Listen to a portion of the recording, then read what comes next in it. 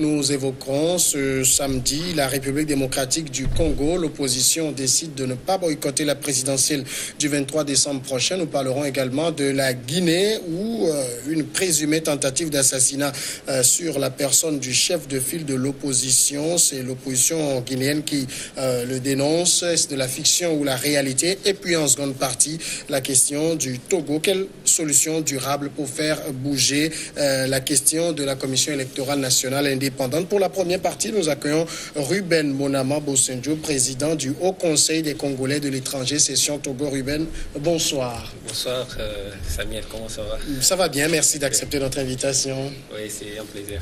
Vous êtes avec Beausoleil Obeko, président du mouvement Touche pas à mon président. Bonsoir Beausoleil Obeko. Bonsoir Samuel, bonsoir à tous les téléspectateurs et téléspectatrices.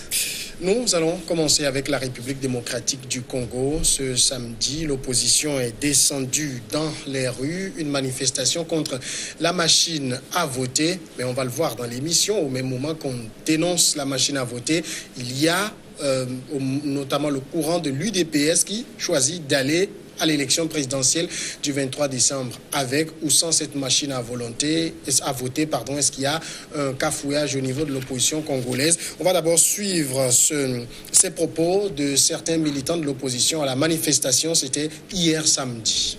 Je pense qu'aujourd'hui c'est clair, le peuple a montré qu'il est souverain, le peuple est contre la machine à voter. Une grande démonstration des forces du peuple congolais qui refuse la machine à voter, qui refuse le fichier électoral corrompu et qui veut de bonnes élections.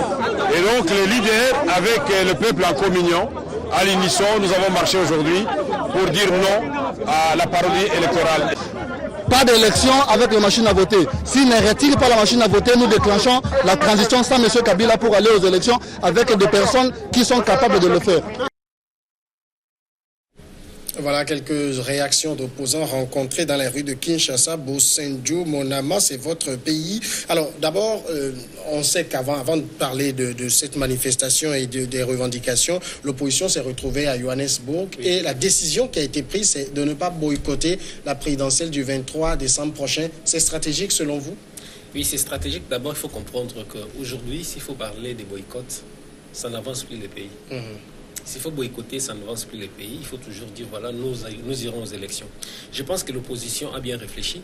L'opposition s'est dit, si elle boycotte, il y aura d'autres partis qui se déclarent aussi d'opposition, qui iront aux élections. Et puis, on aura les résultats qui sortiront des urnes. Donc, pour boycotter, ils disent non, mais ils doivent aller. Et c'est la raison pour laquelle nous voyons même aujourd'hui au niveau de l'opposition, il y a chacun cherche un peu son leadership pour s'imposer. Parce que la politique des chaises vides, on en a vécu en RDC et ça a été toujours préjudiciable pour l'opposition. Et maintenant, tout le monde dit, voilà, nous irons jusqu'à la fin. Peut-être qu'ils se disent, voilà, lorsqu'ils vont faire la pression, le gouvernement aura peut-être à céder pour que les élections se passent dans de bonnes conditions. Alors, d'accord, quand vous observez cela, on dit on ira aux élections et au même moment on pose d'autres revendications. Est-ce que ça vous paraît un cafouillage? Non, pas du tout, c'est pas un cafouillage. D'abord, c'est une très bonne idée de ne pas boycotter les élections et c'est une décision sage. Ça veut dire qu'il faut participer à des élections sous n'importe quelle condition? Non, pas du tout, mais les élections sont faites pour accéder au pouvoir. Et les partis de l'opposition, leur ambition, c'est de conquérir le pouvoir pour l'exercer et dans l'intérêt supérieur du peuple de la nation, du peuple congolais. Donc maintenant, c'est le moment, et les élections ont été programmées depuis.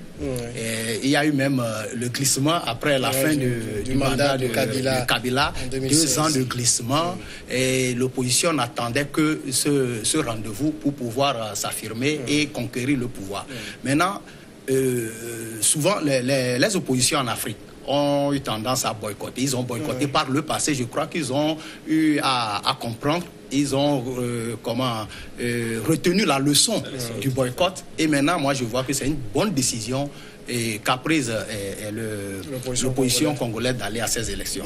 Maintenant, il faut aller à ces élections, mais il faut en même temps revendiquer et voir et clair là-dedans, dans le processus de l'organisation de ces élections, et que les conditions soient des conditions acceptables par tous. C'est pour cela qu'ils sont en train de revendiquer de faire encore certaines revendications au même moment qu'ils sont prêts à aller à ces élections. Mais je crois qu'il n'y a pas de cafouillage là, dans cette logique. Et bon, quitte au gouvernement de mettre tout le monde à l'aise, de mettre les conditions favorables pour que ces élections se déroulent très bien. Ruben, on a quand même eu quelque chose, une évolution dans les revendications, puisqu'au départ, on a entendu l'opposition congolaise dire pas d'élection avec la machine à voter. Et aujourd'hui, il y a comme une sorte d'ouverture ou de fissure dans cette revendication, surtout avec la position de l'UDPS. Non, il faut comprendre d'abord que la position de l'UDPS, ce n'est pas la première position. Il y a MLC qui avait déjà dit, avec ou sans la machine à voter, nous irons aux élections. Parce qu'aujourd'hui, il faut comprendre que l'UDPS a voulu un peu jauger sa popularité. Parce qu'aujourd'hui, on veut avoir une candidature unique. Alors, il faut un peu s'écarter des autres pour voir si on est vraiment fort, si on est vraiment populaire. Parce qu'aujourd'hui... Ça plombe déjà l'idée de candidature unique. Oh non, ça plombe pas. Le problème, c'est que chacun veut jauger sa popularité pour que lorsqu'on aura la décision, qu'on sache qui il faut positionner. Vous voyez, parce qu'ils vont ensemble, c'est tout le monde qui se décide. On a décidé une marche, c'est tout le monde qui va aller. L'IDPS s'est dit non, je veux un peu me retirer. Ça, c'est moi qui l'ai dit. Pour voir. Parce que s'il faut bien comprendre, on n'est plus en 2001 où on avait un président qui est arrivé, qui n'avait pas vraiment la carrure présidentielle, qui a appris sur le terrain et aujourd'hui, il est devenu vraiment un bon politicien. Alors, tout le monde le sait très bien que Tshilombo, Tshisekedi, Félix, il manque un peu de l'expérience politique. Il a été juste à côté de son papa, mais pour conduire un pays, bien présider un pays comme la RDC, il faut vraiment être un grand routier. Vous comprenez, de la politique. Parce que face à Kamere Vital, face à Jean-Pierre Bemba qui est d'ailleurs mis de côté, face peut-être à Fayoulou et autres, Tshisekedi ne représente rien. Du côté l'art politique. Mais du côté popularité, il a bénéficié de l'aura de son papa. Et voilà, maintenant, il veut s'y mettre. Maintenant, il doit se demander, est-ce que s'il faut essayer de faire certaines analyses, je peux vraiment faire quelque chose? Alors, sa stratégie, selon moi, c'est dire, non, voilà, moi, je veux un peu m'écarter, alors que les autres sont en train de réclamer qu'on puisse écarter la machine à voter. Et lui dit, non, avec ou sans, moi, je vais aller. Oui, mais c'est qu'il était aussi dans cette logique dès le départ, en disant... pas d'élection avec la machine à voter. Oui, il peut être dans cette... Vous savez, la politique, c'est un jeu. La politique, ce n'est pas la mathématique. La politique, c'est toujours subjectif. Et j'ai souvent l'habitude de dire aux gens que la politique n'est pas neutre. La neutralité n'existe pas. Donc, je peux dire que la politique n'est pas un adverbe. Vous voyez? Parce que ça varie avec le temps. Vous voyez? Parce qu'un bon politicien qui reste toujours constant, bien que les choses changent, moi je me dis que ce n'est pas un bon politicien. Il faut savoir changer. Il faut savoir dribbler. Ouais, c'est ça la politique même. Donc l'IDP s'est dit, voilà, on va un peu s'écarter de la logique de tout le monde. Nous allons voir s'il y aura la population derrière. Mais là, la population, parce que ça a créé déjà un problème au sein de l'IDP. Parce que ils n'ont pas bien joué leur jeu. Ceux qu'on a écoutés tout à l'heure, qui peut-être à part Vital Kamere, les autres qui sont des manifestants, ils sont catégoriques. Pas d'élection avec la machine à voter. Vous savez, on peut être... La population a son jeu. Parce qu'en RDC, par exemple, nous avons... Le politique représente, dit représenter le peuple. Oui, on peut dire représenter le peuple, c'est autre chose. Il y a toujours... je prends d'abord l'opposition en RDC. Il y a l'opposition, il y a des leaders de l'opposition. Mais ces leaders ne contrôlent pas la population. Vous comprenez? Parce que la population a sa position. Des fois, les leaders sont obligés d'obéir à la population parce qu'ils veulent avoir les gens derrière. Mais une fois qu'il y a une ouverture, ils partent sans la population. Vous voyez, ils partent sans la population. C'est pas de la trahison? La trahison, c'est celui qui ne connaît pas la politique qui dira c'est la trahison. Vous comprenez? Bon Soleil, qu'est-ce que vous pensez de cette volte-face-là? Non, au fait, je crois que l'UDPS n'est que sur la droite ligne de ce que je viens de dire que pour participer à ces élections. Et arrivé à un certain moment, on fait aussi sa politique par rapport à l'adversaire. L'adversaire, c'est le parti au pouvoir. Et lorsque vous avancez vos pions, vous faites vos revendications, je crois qu'arrivé à un certain moment, il faut savoir comment joue votre adversaire. Et je crois que l'UDPS a compris que ce n'est pas gagné d'avance si on maintient cette revendication sans élection, sans avec la machine à voter. Non, il disait avant, et avait pas d'élection avec la machine à voter. Oui. Donc, arrivé à un certain moment, je crois qu'ils ont étudié la position de l'adversaire du parti au pouvoir. Ils savent qu'ils sont aussi fermes là-dessus et qu'il faut à temps revenir en arrière et bien comment faire sa stratégie. Est-ce que ce n'est pas ce qu'on reproche par exemple aux oppositions en Afrique? Lorsque vous commencez une revendication, vous devez être sûr de l'obtenir. Non, au contraire, lorsque vous savez que l'adversaire en face et qui est le parti au pouvoir, lorsque vous avancez vos revendications et que vous voulez aller jusqu'au bout, en sachant que l'adversaire ne va pas changer dans sa logique, c'est quand même suicidaire, entre guillemets, de pouvoir continuer sur cette ligne. C'est ce qui a manqué à ces oppositions. Moi, je crois que c'est le contraire. C'est ce qui a manqué à ces oppositions. Il faut changer à temps. C'est ce qui a fait que certaines oppositions, comme la nôtre au Togo, à 2 semaines, ils disent pas d'élection, pas de réforme, pas d'élection. Ils maintiennent ça jusqu'à 2 semaines des élections. Le peuple, leurs militants les suivent. Et maintenant, à 2 semaines, ils disent on va aux élections. C'est ce qui fait ça, démobilise les militants. Maintenant, je crois que l'UDPS a bien fait. Il ne reste qu'un mois et demi pour aller à ces élections. Mais il faut attendre et clarifier sa position. Et sa position, il dit à ses militants, on ira à ces élections, quel que soit ce qui va arriver, avec ou sans la machine. Comme ça, les militants sont préparés. Mais ça veut dire quand même, c'est un aveu d'échec sur le combat, dans le combat du retrait de la machine quand même. Non, pas du tout. Ce n'est pas un aveu d'échec. On ne sait jamais. Le pouvoir qui sait maintenant que l'opposition, l'UDPS, je peux dire qui est la principale force de l'opposition maintenant avec le retrait de Bemba et de Moïse Katumbi, se veut une opposition responsable. Donc, ce n'est pas maintenant que l'UDPS s'oppose à Kabila, au régime en place. Donc, il a eu le temps de l'étudier. Il sait que le régime ne va pas changer dans cette position d'aller aux élections avec les machines. Donc, il faut attendre, changer de stratégie pour ne pas démobiliser ces militants. Ruben, quand on suit quand même l'opposition, déjà dès le départ, quand ils ont commencé par poser les revendications, Corneille Nangaa, président de la Commission électorale nationale indépendante, avait dit la machine à voter va servir à ces élections. Il a été catégorique sur ça. Oui, Corneille Nangaa a toujours été catégorique. Il avait dit on ne va pas enlever la machine à voter. La machine à voter sera toujours là. Il a toujours parlé. On a parlé. Il avait même tenu un langage qui avait un peu frustré tout le monde. C'était même lorsqu'il avait tenu, c'était avec vos confrères de la Radio France Internationale. On a suivi sa vie et frustré tout le monde. Mais il a tenu, il a dit on ira avec la machine à voter. C'était maintenant la place de l'opposition de comprendre est-ce que nous irons ou pas. Parce que le vrai problème en RDC, ce n'est même pas la machine à voter. Vous comprenez? Le vrai problème, ce n'est même pas la machine à voter. C'est quoi le vrai problème? Non, le vrai problème de la RDC aujourd'hui, l'opposition estime que c'est fini avec les régimes en place. Les régimes en place doivent céder la place à l'opposition. Et quelque part, lorsque je discute avec certains amis de l'opposition, je leur dis, écoutez, vous êtes en train de faire une erreur parce que dès lors qu'un parti politique a comme vocation de conquérir les pouvoirs et de les préserver aussi longtemps que possible, ou vous êtes politicien ou vous ne l'êtes pas. Ce n'est pas de l'église et puis ce n'est pas de l'aumône. Ce n'est pas de l'aumône. Je leur ai dit, écoutez, allez vous battre parce que cherchez le vrai problème. Parce que lorsque vous focalisez seulement, d'abord c'était Kabila. Le président Kabila a dit, écoutez, je n'irai plus, il nous présente un dauphin. Nous avons vu les dauphins, mais on veut toujours créer des problèmes là où les problèmes n'existaient pas. Moi, je dis toujours à l'opposition, préparez vos militants et on ira. Il suffit d'avoir les gens au niveau de la CENI, il suffit d'avoir des observateurs et de bien voir les choses. Aujourd'hui, avec le développement, bien l'avancée, les progrès numériques, je pense qu'on peut contrôler au niveau pour prouver si la machine à voter servira ou pas.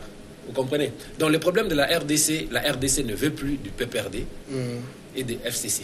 Mais sur le cas de la machine à voter, l'un des arguments avancés par l'opposition pour demander que cette machine soit retirée, c'est qu'il y a 6 millions de personnes qui ont été enrôlées sans empreinte. Oui, le problème de 6 millions sans empreinte, ça c'est un problème depuis, ce n'est même pas l'opposition, c'était plutôt la francophonie qui, lorsqu'il a fait l'audit, il a compris qu'il y a moins 6 millions.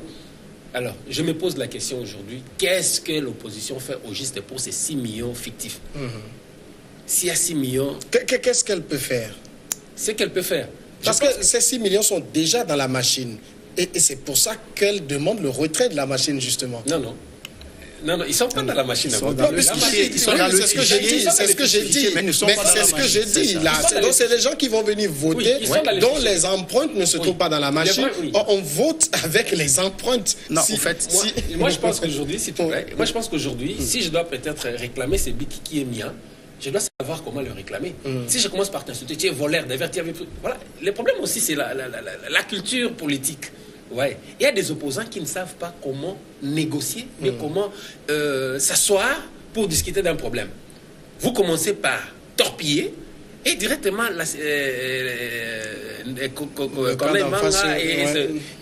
ils prennent déjà la position défensive. Et là, les choses ne marchent pas.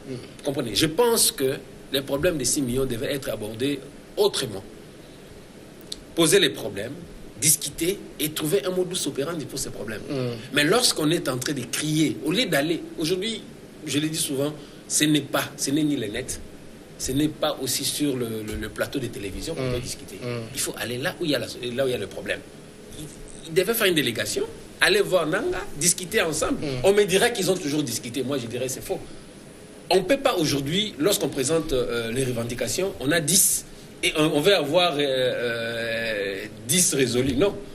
Lorsqu'on arrive à 6, on fait des compromis puis on avance. Bon soleil. Oui, moi je crois que... Sur les 6 millions... Moi, je me trompe, les 6 millions n'ont pas de rapport avec la machine. Parce que sans la machine, ils auront voté. Ils vont voter. Ils parlent de vote ordinaire sans la machine. Mais les 6 millions sont toujours dans le fichier. Oui, mais là, il y a une machine et ces 6 millions, on ne retrouve pas leur empreinte dans le fichier. Oui, si on ne retrouve pas leur empreinte, moi je me dis que peut-être c'est fait peut-être à dessein et au cours de leur enregistrement. Ou bien il y a eu des erreurs. On ne sait pas, c'est pourquoi, Ruben, je suis d'accord avec lui qu'il faut aller négocier et voir quand même supplier la commission. Non, pas du tout, pas le supplier. Il faut un travail qui soit un travail acceptable de tous.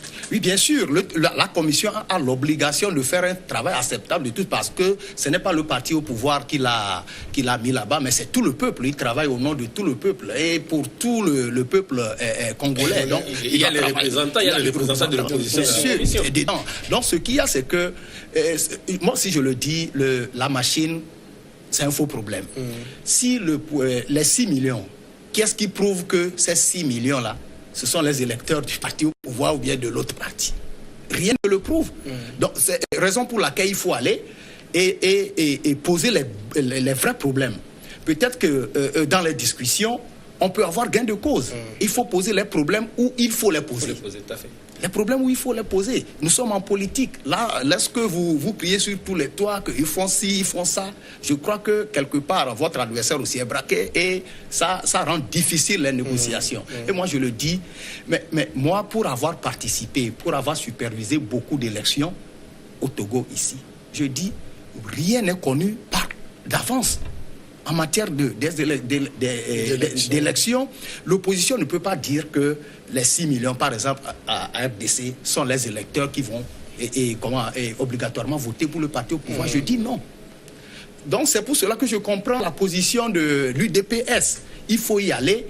Et les moyens que le pouvoir utilisera pour conquérir, pour convaincre ces élections, il faut aussi mettre ces moyens à leur disposition et combattre et aller jusqu'au bout pour pouvoir convaincre les électeurs à voter pour l'UDPS. Et c'est ça aussi la responsabilité de l'opposition. Et surtout, quand souvent vous dites que les élections sont déjà fraudées d'avance. Mais je prends par exemple la Gambie. Si l'opposition gambienne avait tenu le même langage au départ, le président Yahya Jammeh n'allait pas quitter le pouvoir pour laisser la place à, comment vous l'appelez, le président actuel, Adama Barrow. Donc il faut toujours aller avec la conviction de gagner et mettre tous les moyens de son côté pour pouvoir conquérir le peuple. Peut-être la différence avec la Gambie, c'est les billes. Hein. Donc là, même si c'est les billes, mais on peut dire... Le problème ne se pose pas. On a des billes de différentes couleurs et puis on l'a dit plusieurs fois que le parti au pouvoir avait fraudé et que c'était aussi annoncé par les observateurs que ces élections-là seraient fraudées. Mais au finish, on a vu que l'opposition avait gagné.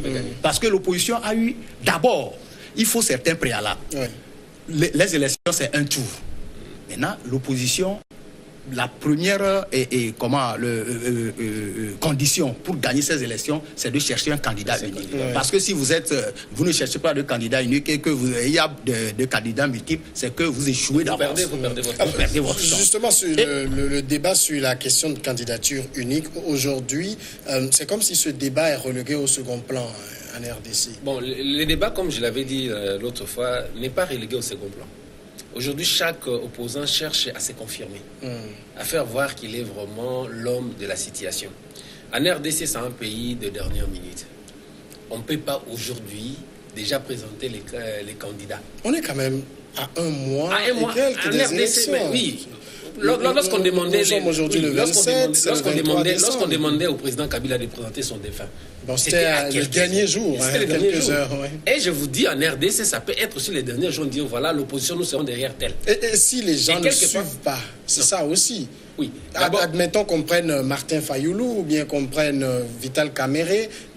Certains d'autres régions peuvent dire... Il faut qu'on se dise, on n'a pas à se voiler la face. Aujourd'hui, l'IDPS fait bien que ça soit son candidat, bien sûr. Tout simplement parce qu'il part de l'ancienneté. Mais c'est un faux problème. Le monde a évolué. On n'est plus vers les années 80. Aujourd'hui, nous sommes en 2018. Il faut comprendre. Vous voyez, même au niveau de l'UDPS, il y a toujours des fissures. Vous comprenez? Le vrai problème avec lui, c'est ça. Alors, Kamere, aujourd'hui, avec tout ce qu'il a, Kamere s'estime aujourd'hui, c'est bien lui. Avec sa popularité et avec son expérience politique, je pense qu'il fera un bon président. Parce qu'il a toujours été à tout événement politique en RDC. Tant bien même qu'on dit dialogue, il y va. Alors que les autres étaient à l'extérieur. Donc, il maîtrise au moins, il peut travailler avec tout le monde. Vous comprenez, ça c'est la force des Kamere, parmi ceux qui sont restés.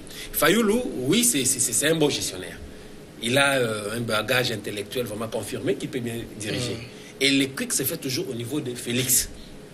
Félix Tshisekedi, c'est d'abord son cursus académique et même sa manière d'avoir travaillé avec son papa. Il y a des gens qui sont proches de Félix, qui n'accepte même pas que Félix soit président de la République.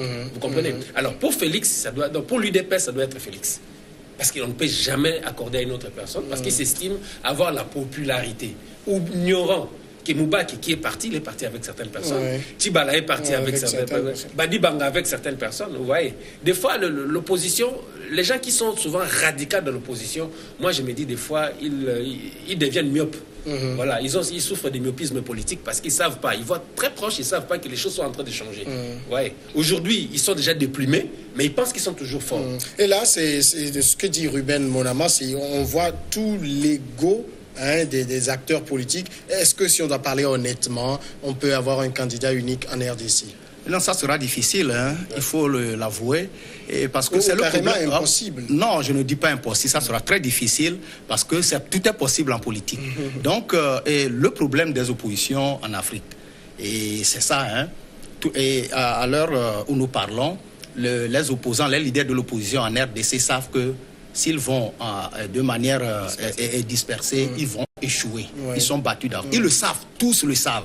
Maintenant, ils savent aussi que pour gagner, la première condition, c'est d'avoir un candidat unique. Ils le savent tous. Ils sont conscients de ça. Maintenant, qui sera le candidat? C'est toujours le problème. Et moi, je le dis, il ne faut même pas... Leur erreur, c'est de regarder, parce que chacun tire le drap de son côté. Maintenant, il ne faut même pas regarder la personnalité de quelqu'un. La personne, il est quoi, il est si. Mais il faut prendre... Parmi l'autre, Tshisekedi, Fayoulou, Kamere, les trois, n'importe qui qu'on peut prendre entre ces trois leaders peut faire l'affaire. Il suffit que tous soient derrière lui. Par exemple, je donne toujours l'exemple de la Gambie. Adama Barrow n'était pas l'opposant le plus populaire en Gambie quand on l'avait pris. C'est parce que le plus populaire était en prison. Mais à part ça aussi, il n'était pas le plus populaire parce qu'on a vu en ce moment que c'est lui qui pouvait incarner cette opposition pour avoir la chance de gagner. Mais ça, parce que la RDC aussi faire accepter ça, par exemple, à des les dirigeants de partis populaires, historiques. C'est très difficile. C'est très difficile, mais il faut le faire. Si vous voulez vraiment accéder au pouvoir et chasser, entre guillemets, comme ils le disent, le président, le candidat du parti. Le PPRD, comme on l'appelle, du pouvoir, il faut le faire. C'est un sacrifice, après tout. Il faut dire que je laisse de côté mon intérêt, mon ambition, pour pouvoir satisfaire, pour pouvoir accéder à mon objectif, pour pouvoir atteindre mon objectif. Oui. C'est vrai. Aujourd'hui, ça serait un peu difficile, d'autant plus que tu sais qu'il est allé en Ouganda, rencontrer Museveni. Qu'est-ce qu'ils se sont dit? On ne sait pas. C'est lorsqu'il a quitté Yoweri Museveni qu'il a essayé de dire non, voilà, avec ou sans la machine, nous irons. Ouais. Nous savons tous le rôle de l'Ouganda en RDC, le rôle du Rwanda et du Rwanda. Alors, si c'était une délégation de l'opposition, alors qu'est-ce qu'ils se sont dit? Est-ce que l'Ouganda n'a pas donné des injonctions à Félix Tshisekedi pour lui dire, écoutez, lorsque tu pars, écoute, tu seras peut-être Premier ministre, ou bien tu seras président, tout ça. On ne sait pas. Ouais. Parce qu'aujourd'hui, c'est sacrifié, quand vous dites, c'est très bien. Mais les Congolais n'est pas prêts à le faire. Mais pourquoi on ne résout pas, par exemple, cette question par des primaires? D'abord, les primaires ne se font même pas. On peut l'initier aussi. On peut l'initier, mais on n'a pas un fonds, un fichier au niveau de l'opposition pour faire les primaires. Et nous savons même que si vous parlez même des primaires au niveau de l'opposition, c'est là où on va même comprendre que non. Souvent, lorsque nous accusons le parti au pouvoir d'être dictatorial, mais au niveau de l'opposition, c'est le même schéma. C'est le même schéma. Mais le vrai problème, c'est parce qu'ils ils n'ont pas encore le trône. Mais dès qu'ils auront le trône, ils vont se comporter comme les autres sont passés. Moi, aujourd'hui, je me dis toujours que la RDC ne pouvait pas aller aux élections. Parce que j'ai toujours été contre les élections du 23 décembre. Mais je pense que la manière que les choses sont en train d'aller, on risque de faire ces élections. Et blanc, bonnet, bonnet, blanc. Mais en tout cas, pour l'UDPS, il ne faut pas qu'il y ait report des élections. Oui, mais c'est une bonne stratégie. Il ne faut pas qu'il y ait... Parce que je me dis que l'UDPS croit préparer ces élections depuis.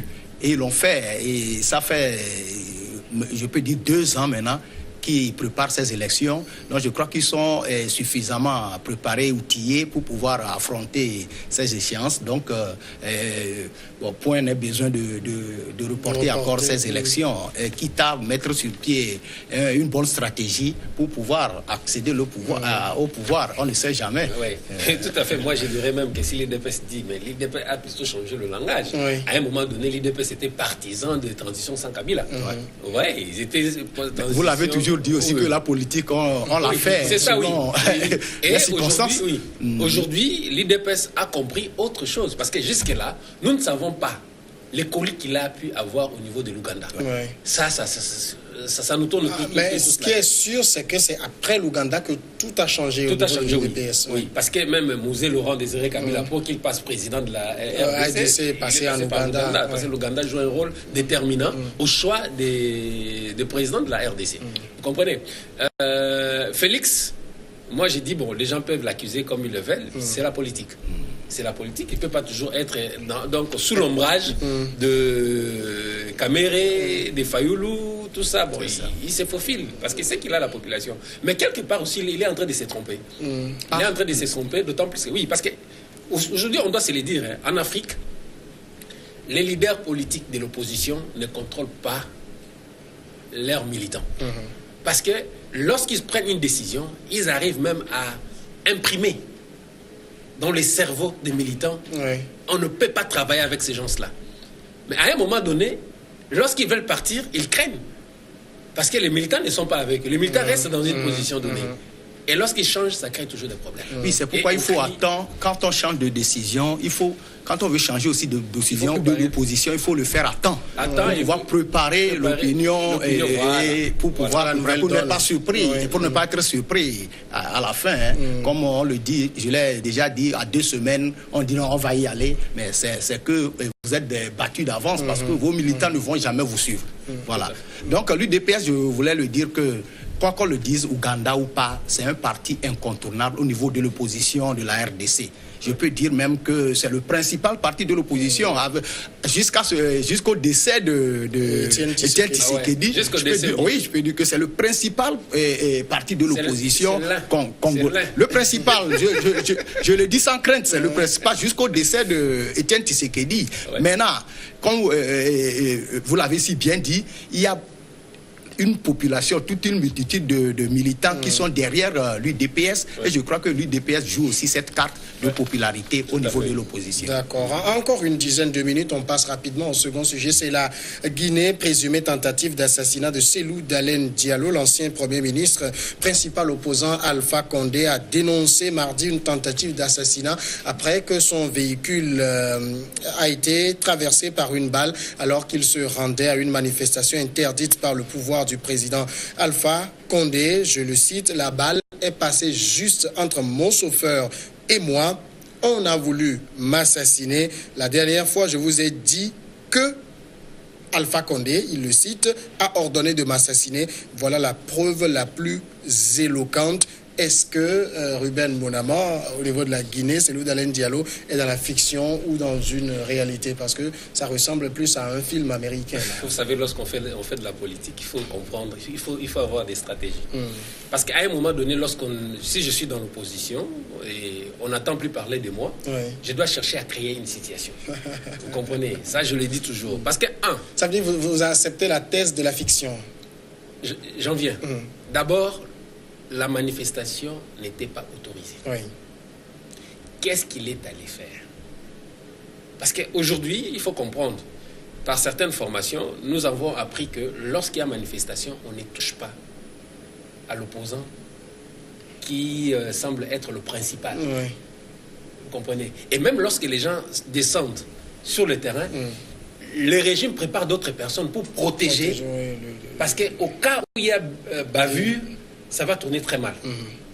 Alors, si je dois réfléchir par rapport à cette stratégie de protéger les icônes de l'opposition, je me dis, lorsqu'il dira, écoutez, si moi aujourd'hui on me poste, on me dit, voilà, il faut atteindre. Pourquoi est-ce que la balle doit passer entre les chauffeurs? Mais je vais directement toucher la personne et puis c'est fini, on tourne la page. Il est intouchable, il le sait. Mais il doit créer cette situation pour qu'il ait encore de la popularité, pour que les gens puissent encore le regarder. Parce que lorsqu'on dit la manifestation n'est pas autorisée, reste à la maison, c'est tout. Pourquoi forcer? C'est ça le problème en Afrique. Vous envoyez les gens alors que vous n'avez pas l'autorisation. Après, il y aura des morts. Après, tout ça, vous n'allez même pas visiter ces familles-là qui seront éprouvées. Moi, je pense que c'est pas de la fiction, mais c'est de la stratégie politique. C'est son marketing politique. Vraiment, c'est du marketing politique. Il faut toujours exister en politique. Il faut mettre la chance de son côté. Il est l'opposant principal. Cellou Dalein Diallo est l'opposant principal, le chef de file de l'opposition en Guinée. Et comme Ruben l'a dit, et souvent le régime protège plus ces leaders de l'opposition.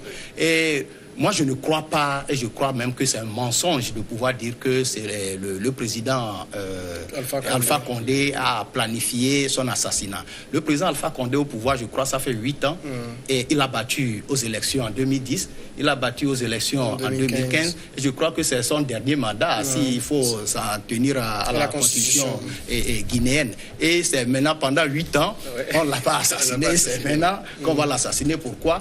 Et si c'est un président de la République qui, entre guillemets, engage un tueur pour l'assassiner, comment ce tueur-là peut rater et sa cible et des fois, quand vous prenez l'enquête les déclarations du procureur de la République en Guinée, c'est que les auteurs, moi j'ai compris que les auteurs sont cherchés, entre guillemets, dans les deux camps. C'est-à-dire qu'ils ne privilégient pas un camp contre l'autre. On peut aussi monter, on a vu au Togo des ministres, des gens qui ont monté même des assassinats ici. Je ne vais pas revenir en arrière. Les gens qui ont monté des assassinats, on a vu même leur voiture qui a été criblée de balles. Je parle du Togo. Et après, on a su que c'était un montage. C'est lui-même qui avait préparé ça. Je ne veux pas citer de nom, vous le savez. Et tous les moyens sont bons pour pouvoir s'affirmer. pas plus longtemps. Vous pouvez faire même la grève de la faim, même si l'objectif n'était pas... C'est-à-dire que le mobile n'était pas un bon mobile.